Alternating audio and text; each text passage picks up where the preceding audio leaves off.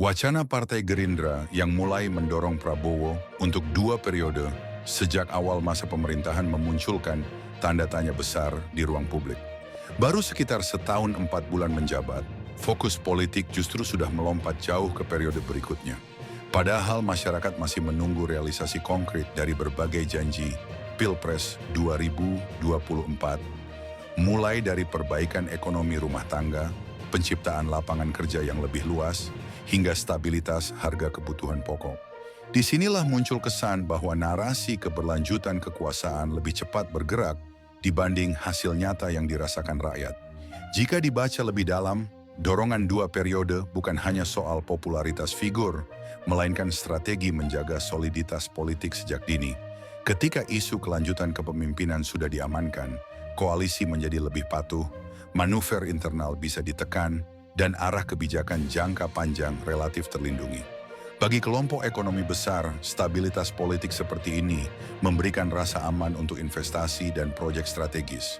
Di mata dunia internasional, kesinambungan kepemimpinan sering dipersepsikan sebagai jaminan kepastian arah negara, meskipun tantangan domestik masih cukup besar.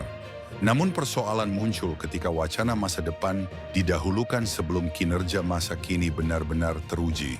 Dalam banyak pengalaman politik, kekuasaan yang terlalu cepat merasa aman justru rawan kehilangan dorongan reformasi. Tekanan publik melemah, evaluasi menjadi formalitas, dan janji kampanye perlahan kehilangan urgensi. Sementara itu, masyarakat masih bergulat dengan persoalan sehari-hari yang seharusnya menjadi prioritas utama pemerintahan baru.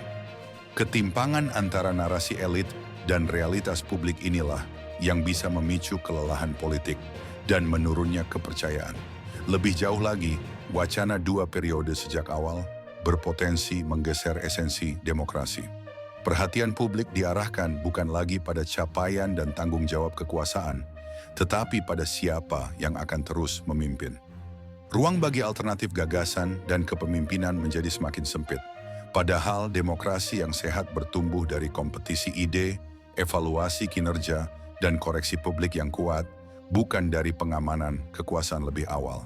Kedepan, jika narasi ini terus menguat, pihak yang paling diuntungkan adalah elit politik dalam lingkaran kekuasaan, serta kelompok ekonomi yang telah menanam kepentingan besar pada kebijakan saat ini.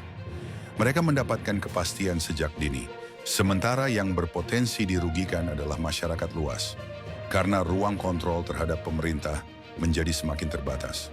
Fokus berpindah dari pemenuhan janji kepada konsolidasi kekuatan politik.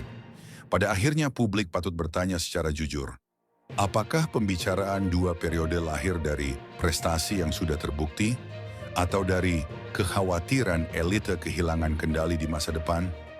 Demokrasi seharusnya memberi ruang bagi rakyat untuk menilai kinerja terlebih dahulu sebelum membicarakan kelanjutan kekuasaan.